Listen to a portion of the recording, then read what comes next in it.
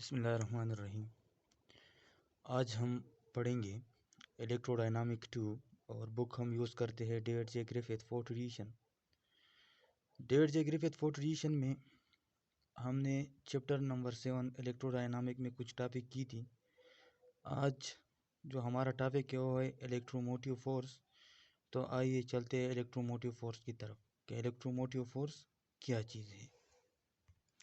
तो electromotive force, there are two types of forces involved in driving current around a circuit.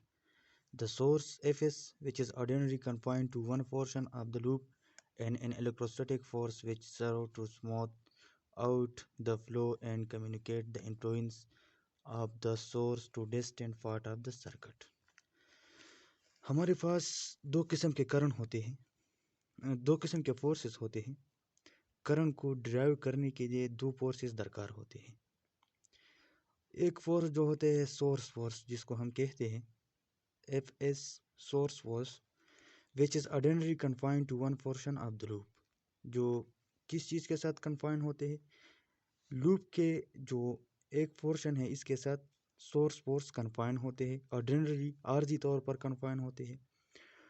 और दूसरा है electrostatic force. तो electrostatic force क्या करते हैं? इलेक्ट्रोस्टैटिक फोर्स जो है which serve the smooth out the flow and communicate the influence of the source to distant part of the circuit। ये जो है इसका काम क्या है इलेक्ट्रोस्टैटिक फोर्स का? ये फ्लो, करंट का जो फ्लो है वो करते हैं, स्मूथ आउट फ्लो करते हैं करंट का।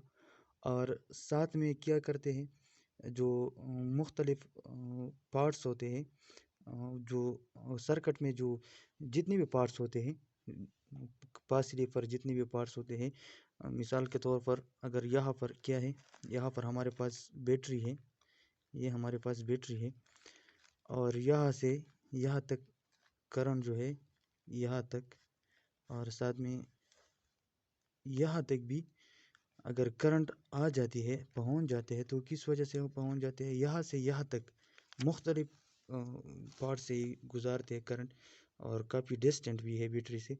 तो डिस्टेंट मीन्स फासले पर है, बहुत फासले पर है बैटरी से।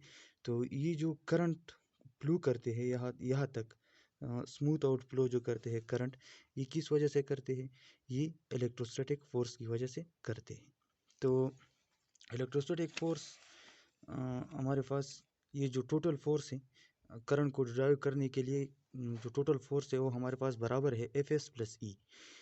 एफ एस जो है वो सोर्स फोर्स है और ई हमारे पास इलेक्ट्रोस्टैटिक फोर्स है।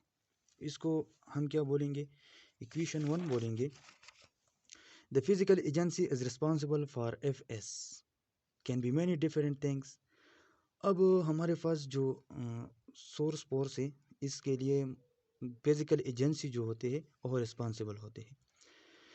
फिजिकल एजेंसी का मतलब ये है कि अगर आप बैटरी यूज़ करते हैं तो वहाँ पर जो सोर्स फोर्स होगा वो किस वजह से होगा? केमिकल फोर्स की वजह से होगा। और फिजिकल एजेंसी का मतलब ये है आप जो सोर्स यूज़ करते हैं, बैटरी और पीजो इलेक्ट्रिक क्रिस्टल अगर आप यूज़ करते हैं, तो वहाँ पर क्या होगा? मैकेनिकल प्रेशर जो है वो कन्वर्ट होगा इलेक्ट्रिकल इम्पल्स को। ठीक है, तो फिजिकल एजेंसी का मतलब बैटरी है, पीजो इलेक्ट्रिक क्रिस्टल है और थर्मोकपल है, जो भी है ये जो हमारे पास जो फिजिकल एजेंसी है ये रिस्पॉन्सिबल है किस चीज़ का? सोर्स फोर्स का। ठीक है, तो इन्फिड्री aids a chemical force. Battery में जो सोर्स फोर्स होते हैं वो केमिकल फोर्स होते हैं। ठीक है, और साथ में जो पीजो इलेक्ट्रिक क्रिस्टल होते हैं वहाँ पर क्या होते हैं? मैकेनिकल प्रेशर जो है वो कन्वर्ट होता है किस चीज़ को? इलेक्ट्रिकल इम्पल्स को। ठीक है, और साथ में अगर आप थर्मोकपल की अगर हम बात करेंगे तो थर्मोकपल में ये जो सोर्स फोर्स होता है वो किस वजह से होते हैं? टेम्परेचर ग्रेडियंट की वजह से होते हैं। ठीक है, थर्मोकपल में ये जो एफ एस सी में आप लोगों ने पढ़ा है थर्मोकपल, वहाँ पर टेम्परेचर ग्रेडियंट की वजह से जो फोर्स होते हैं वो सोर्स फोर्स की एजेंसी है। थर्मोकपल में जो टेम्परेचर ग्रेडियंट है वहाँ से वो फोर्स जो है सोर्स फोर्स की काम करते हैं। ठीक है, whatever the mechanism at net effect is determined by the line integral of f around the circuit. अगर आप इन मैकेनिज्म में जो भी मैकेनिज्म यूज़ करते हैं, मिसाल के तौर पर आप बैटरी यूज़ करते हैं, पीजो इलेक्ट्रिक क्रिस्टल यूज़ करते हैं और थर्मोकपल यूज़ करते हैं, जो भी मैकेनिज्म आप यूज़ करते हैं, तो इसके नेट इफेक्ट को जो है वो हम किस चीज़ के साथ डिटरमाइन करेंगे। इसके जो नेट इफेक्ट होते हैं वो हम लाइन इंटीग्रल ऑफ एफ जो है, जो फोर्स है एफ फोर्स है, इसका अगर हम लाइन इंटीग्रल ले लें अराउंड द सर्किट, तो इसके जो नेट इफेक्ट है वो हम डिटरमाइन कर सकते हैं। ठीक है, और यह इसका ये जो है ये मैथमेटिकली इस जुमले को हम मैथमेटिकली यूँ भी लिखेंगे कि हमारे पास जो इलेक्ट्रोमोटिव फोर्स है वो हमारे पास बराबर होते हैं loop integral of F dot del L का। ठीक है, ये थी इक्वेशन नंबर 1 और ये है इक्वेशन नंबर 2। अब हम आगे जाते हैं कि क्या हो रहा है आगे। तो आगे हम कुछ भी नहीं करेंगे, just putting equation 1 in equation 2। ये जो इक्वेशन 1 है इसको हम इक्वेशन 2 में पुट अप करेंगे, तो हमारे पास ये वाला इक्वेशन आ जाएगा।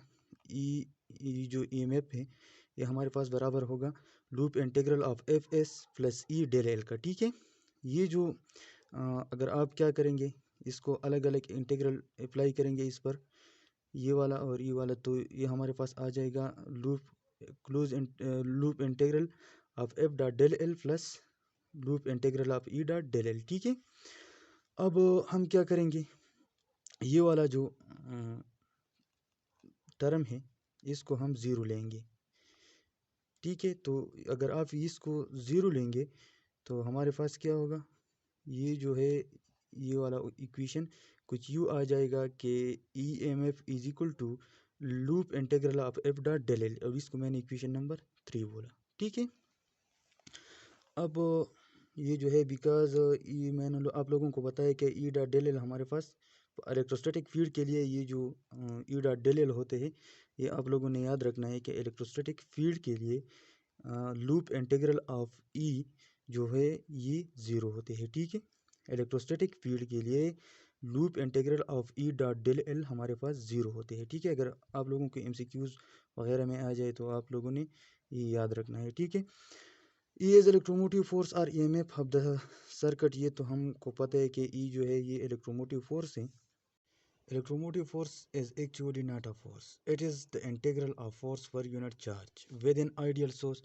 ये जो इलेक्ट्रोमोटिव फोर्स है ये क्या है, ये एक्चुअली फोर्स नहीं है, ये एक्चुअली फोर्स नहीं है, ये क्या है, ये integral of force per unit charge है।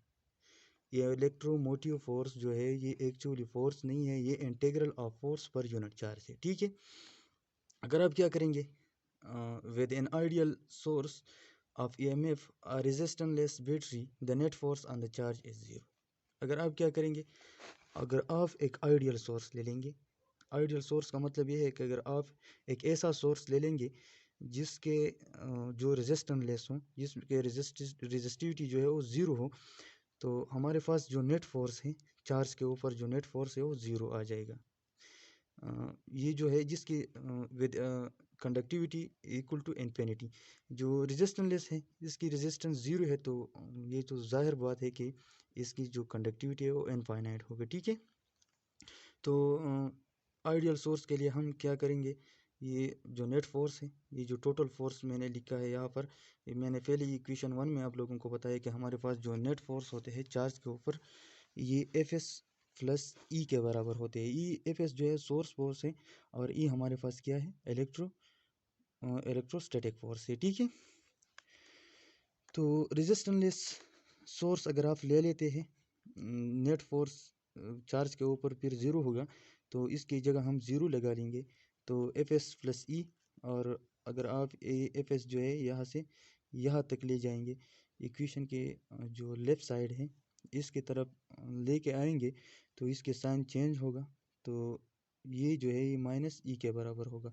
तो फिर क्या होगा, अगर आप इसका मतलब क्या होगा, इसका मतलब ये हो गया कि अगर आप एक आइडियल सोर्स ले लेते हैं जो रेजिस्टेंस लेस होता है, तो वहाँ पर हमारे पास सोर्स फोर्स जो है इलेक्ट्रोस्टैटिक फोर्स के बराबर होगा और इसकी निगेटिव का बराबर होगा। मिसाल के तौर पर ये जो सोर्स फोर्स है वो हो हमारे पास निगेटिव ऑफ इलेक्ट्रोस्टैटिक फोर्स होगा, ठीक है।